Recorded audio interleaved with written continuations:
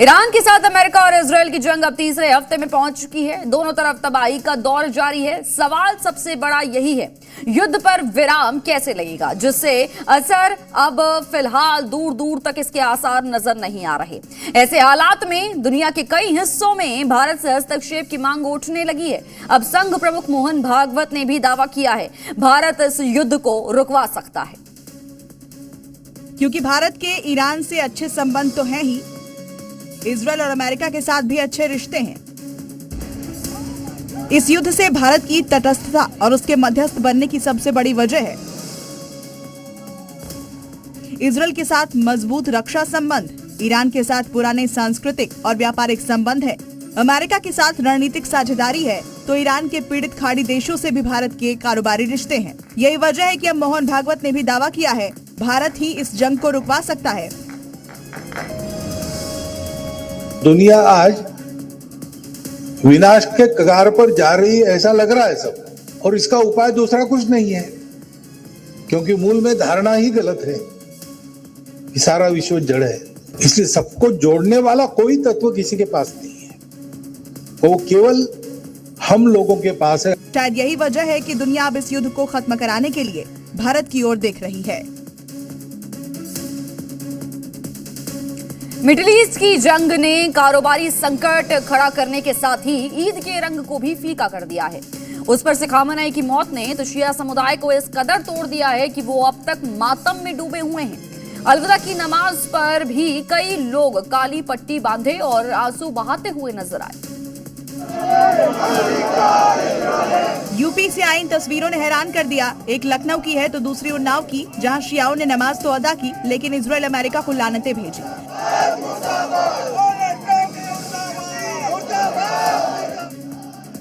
एक तरफ ईद और अलविदा जुमे पर पुलिस फ्लैग मार्च कर रही थी, लोग ईद की खरीदारी में डूबे थे, तो शिया समुदाय खामेनेई की तस्वीर के साथ नमाज पढ़ने पहुंच गया। पोस्टर भी थे और इजरायल अमेरिका के खिलाफ नारेबाजी हो रही थी।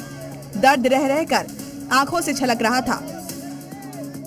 किस तरीके से ईरान को तबाह किया है, उसी तरीके से हम भी चाहते हैं नेतन्याहू का और अमेरिका का खात्मा होना। तो वहीं दूसरी तरफ उन्नाव में भी इस युद्ध का विरोध जताया जा रहा था। यहाँ मुस्लिम समुदाय के लोग अलविदा की नमाज पढ़ने पहुंचे तो हाथों में काली पट्टी बांधकर। शिया मुसलमान लगातार गम और गुस्से का इजहार कर रहे हैं। साथ ही शियाओं ने यह ऐलान किया है कि वो इस बार ईद नहीं मनाएंगे, लेकिन इस ऐलान के बाद भी प्रशासन अलर्ट पर है कि कहीं अमेरिका इजरायल के खिलाफ उनका गुस्सा सड़क पर प्रदर्शन के रूप में दिखाई न देने लगे। ईरान के नए सुप्रीम लीडर मुश्तबा खामेनेई पर अमेरिका लगातार दावे कर रहा है कि वो इजरायली हमले में बुरी तरह से घायल हो गए हैं। हालांकि इस दावे को लेकर ईरान अमेरिका का प्रोपेगेंडा बताया जा रहा है। और इस बीच Islamic republic of Iran broadcasting ने मुश्तबा का एक वीडियो जारी किया है। इस वीडियो में ईरान के नए सुप्रीम लीडर मुश्तबा खामेनेई नजर आ रहे हैं, जिसमें वो लोगों को धार्मिक शिक्षा देते हुए नजर आ रहे हैं। दावा किया जा रहा है कि ये वीडियो ईरान के शहर कोम के एक मदरसे का है, क्योंकि मुश्तबा खामेनेई वहीं लंबे समय से पढ़ाते रहे हैं। हालांकि ये वीडियो कब का है, इसको लेकर IRIB ने कुछ साफ नहीं किया, लेकिन ये वीडियो ऐसे वक्त में जारी किया गया है जब अमेरिका लगातार मुश्तबा के घायल होने के दावे कर रहा है। He was injured very severely through one of the Israeli strikes, and so the decision making is unclear about what's happening in the Iranian leadership. America और इजरायली हमले में अली खामेनेई की मौत के बाद उनके बेटे मुश्तबा को सुप्रीम लीडर बनाया गया था, जिसके बाद से उनके घायल होने की अटकलें शुरू हो गई।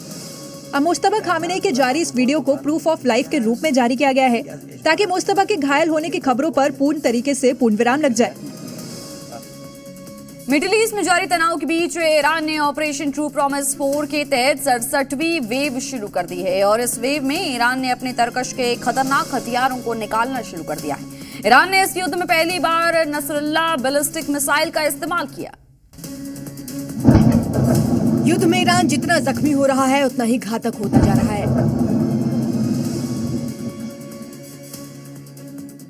अमेरिका इजरायल के हमलों के जवाब में अपने विध्वंसक हथियारों से प्रहार कर रहा है।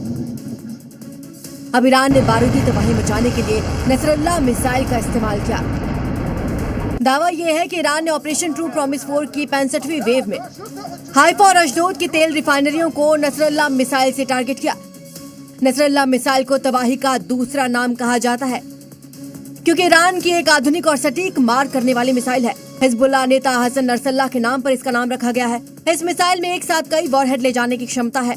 बंकर और रिफाइनरी जैसे मजबूत टारगेट को भेदा जा सकता है। इसकी रेंज 1500 से 2000 किलोमीटर तक होती है। इससे ईरान से इजराइल और मिडिल ईस्ट में अमेरिकी ठिकानों तक आसानी से हमला मुमकिन है।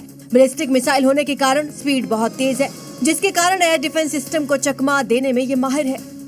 हाइफा रिफाइनरियों पर नसरल्लाह मिसाइल का वार बताता है कि अब ईरान रुकने वाला नहीं है। इजराइल ने जो शुरू किया, अब ईरान इसे भयंकर अंजाम तक ले जा रहा है। मिडिल ईस्ट में जारी जंग हर दिन भयानक होती जा रही है। साउथ पार्स गैस फील्ड पर हुए हमले के बाद ईरान भड़क उठा है। इजराइल की सबसे अहम हाइफा रिफाइनरी को निशाना बनाया गया है। ईरानी मिसाइलों को उड़ते देखकर पूरे हाइफा में सायरन बजने लगे हैं। लोगों को बंकर्स में जाने की चेतावनी जारी कर दी गई है। ईरान की ओर से दागी गई मिसाइल और क्लस्टर बम की बैक टू बैक 3 लहरों ने पूरे इजराइल में कोहराम मचा दिया है। अटैक के बाद हाइफा में इजराइल की सबसे बड़ी बाजन ओनियल रिफाइनरी में भीषण आग लग गई है और इस दौरान हुए धमाके से पास के कई इलाके थर्रा उठे, जिसके बाद भीषण आग की लपटें आसमान में कई फीट ऊपर तक उठती हुई दिखाई दी। हमले के बाद लगी आग इतनी तेज थी कि आसमान में उठता काले धुएं का गुब्बार कई इलाकों में छा गया। साथ ही साथ इसके चलते बिजली सप्लाई भी बाधित कर दी गई। इजराइल के कई हिस्सों में बिजली गुल हो गई और कई जगहों पर भीषण आग लगने की खबरें हैं। बीती रात हुए इन हमलों के कारण रिहायशी इलाकों में भी अफरा तफरी मच गई। सर की चुनर गाने को लेकर एक्ट्रेस नोरा फतेही की मुश्किलें कम होती हुई दिखाई नहीं दे रही हैं। अब अलीगढ़ के चीफ शाही मुफ्ती ने एक्ट्रेस नोरा फतेही के खिलाफ फतवा जारी कर दिया है। नोरा फतेही अक्सर अपने डांस मूव्स को लेकर सुर्खियों में रहती हैं। सोशल मीडिया पर बड़ी संख्या में लोग इनके डांस को पसंद करते हैं, लेकिन इस बार नोरा फतेही और संजय दत्त के एक गाने को लेकर विवाद गहराता जा रहा है। नोरा फतेही और संजय दत्त पर फिल्माया गया सर की चुनरी तेरी सर के गाने पर विवाद तूल पकड़ता जा रहा है। ये गाना शुरू से ही विवादों में है और अब लगातार बढ़ रहे विवाद के बीच नोरा फतेही के खिलाफ फतवा जारी हो गया। अलीगढ़ के शाही चीफ मुफ्ती मौलाना इफ्राहीम हुसैन ने गाने और विजुअल्स को अश्लील करार दिया। हालांकि गाने को लेकर भारी विवाद के बीच नोरा फतेही ने अपनी सफाई में कहा कि उन्हें इस हिंदी गाने के बारे में कोई आइडिया नहीं था। नवरात्रि और ईद के त्योहार को लेकर उत्तर प्रदेश पुलिस पूरी तरह से अलर्ट मोड में नजर आ रही है। उत्तर प्रदेश के हर संवेदनशील इलाकों में सुरक्षा को बढ़ा दिया गया है। लखनऊ से लेकर संभल तक पुलिस प्रशासन पूरी तरह से मुस्तैद है। शनिवार को ईद उल फितर मनाई जाएगी, इसके लिए पुलिस प्रशासन अलर्ट है। सीएम योगी के निर्देश के बाद शहर शहर में सुरक्षा को सख्त कर दिया गया है। संभल में भी नवरात्र और ईद पर सुरक्षा के मद्देनजर पुलिस प्रशासन पूरी तरह से अलर्ट है।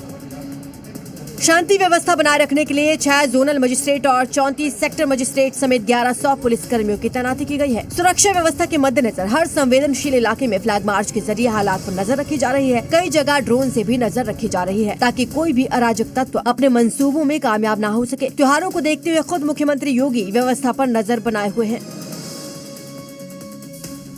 और अब आपको तस्वीरें दिखाते हैं यकीन की, इबादत की। तस्वीरों में नजर आएंगे सजदे में झुकते हुए सिर, क्योंकि रमजान के बाद ईद की सुबह केरला और तमिलनाडु के अलग अलग ईदगाह पर नमाज अदा की गई। ये तमिलनाडु की कोयम्बटूर की तस्वीर है, जहां एक नजर जाएगी बस नमाजियों की कतारें दिखाई देंगी। हर शख्स एक दिशा में एक साथ एक ही इबादत में झुका हुआ नजर आ रहा है। ये केरल के तिरुवनंतपुरम की तस्वीरें हैं। चंद्रशेखरन नायर स्टेडियम आज इबादत गाह बन गया। हर कोना, हर व्यक्ति बस दुआएं मांगता दिखाई दिया। हाथ उठे हुए हैं, आंखें बंद है और दिलों में अल्लाह की इबादत। इस्लाम को मानने वालों के लिए दिन साल के सबसे महत्वपूर्ण दिनों में से एक है। मदुरै के तमुक्कम मैदान पर भी ईद की नमाज अता की गई। नमाज के बाद गले लगाकर सबने एक दूसरे को ईद की मुबारकबाद दी।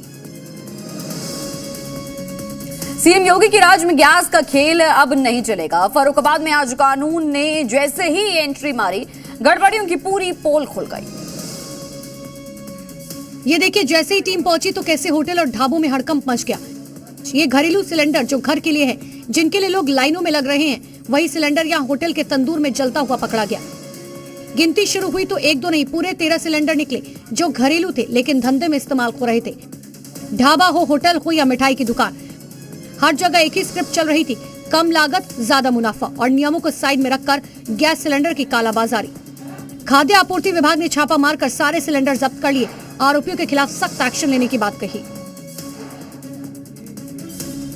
नीतीश कुमार सीएम की कुर्सी छोड़ने से पहले बिहार में समृद्धि यात्रा कर रहे हैं। सीएम मुंगेर पहुंचे तो कृषि विभाग ने सब्जियों से रंगोली बनाकर सीएम का स्वागत किया, लेकिन जैसे ही सीएम यहां से गए सब्जियों की लूट मच गई। सब्जियों पर कृषि विभाग लिखा है और आगे इन्हीं सब्जियों से बड़ी प्यारी सी रंगोली बनाई गई है, लेकिन पल भर भी नहीं गुजरा होगा कि सब्जी पर लोग टूट पड़े। सब्जी लूटने की होड़ मच गई। किसी के हाथ आलू आया, किसी ने प्याज पर हाथ साफ किया, तो किसी ने डिनर के लिए सलाद की सब्जी यहीं से उठा ली, किसी ने गोद में भर लिया तो कोई पैकेट में ले जा रहा है। सब्जियों की लूट मची बिहार में नीतीश कुमार की समृद्धि यात्रा के दौरान। जैसे ही मुख्यमंत्री यहां से रवाना हुए, लोगों ने लूट मार मचा दी। इससे पहले बेगूसराय में भी नीतीश कुमार की रैली का वीडियो वायरल हुआ था, जब एक सांड ने पुलिसकर्मी को दौड़ा लिया था। उत्तर भारत में एक बार फिर से मौसम ने तेजी से करवट बदली है। पहाड़ों पर जहां जोरदार बर्फबारी के बीच लैंडस्लाइड की डरा देने वाली तस्वीरें सामने आई हैं, तो वहीं मैदानी इलाकों में बारिश के बाद लोग शीतलहर के प्रकोप का सामना करने को मजबूर नजर आ रहे हैं। हिमाचल के पहाड़ी इलाकों में एक बार फिर जोरदार बर्फबारी ने लोगों की मुश्किलें बढ़ा दी हैं। हिमाचल के रोहतांग में अटल टनल पर भारी बर्फबारी ने लोगों को हैरानी में डाल दिया। कुछ ऐसी तस्वीरें उत्तराखंड के चमोली से आई। बद्रीनाथ धाम मंदिर से आई ये तस्वीरें देखिए, पूरा इलाका बर्फ की सफेद चादर से ढका हुआ है। इस बीच शिमला से लैंडस्लाइड की डरा देने वाली तस्वीरें आई। यहाँ स्थानीय बाजार में भारी भूस्खलन के बाद लोगों में दहशत का माहौल बन गया। हालांकि गनीमत रही, पहले ही दुकानों को खाली करा लिया गया था, जिससे बड़े नुकसान की खबर नहीं है। शिमला में लैंडस्लाइड से मुख्य रास्तों पर खतरा बना हुआ है। कुल्लू में भी कई इलाकों में लैंडस्लाइड को लेकर अलर्ट है। पहाड़ों पर लैंडस्लाइड और मैदानी इलाकों में बारिश ने एक बार फिर से लोगों को हैरानी में डाल दिया है। लोग फिर से ठंडक का एहसास करने लगे हैं। मौसम का तेजी से बदला रूप हर किसी को चौंका रहा है। और अब बात करते हैं ग्लॉसोफोबिया की। जेनजी को डिजिटल जनरेशन कहा जाता है, जो कैमरे के सामने रील्स और वीडियोस बनाने में बिल्कुल कंफर्टेबल हैं।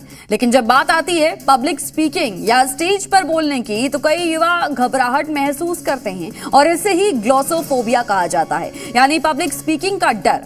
लेकिन सवाल यह है, जो जनरेशन ऑनलाइन इतनी एक्सप्रेसिव है, वही रियल स्टेज से क्यों डर रही है? देखिए हमारी एक खास रिपोर्ट।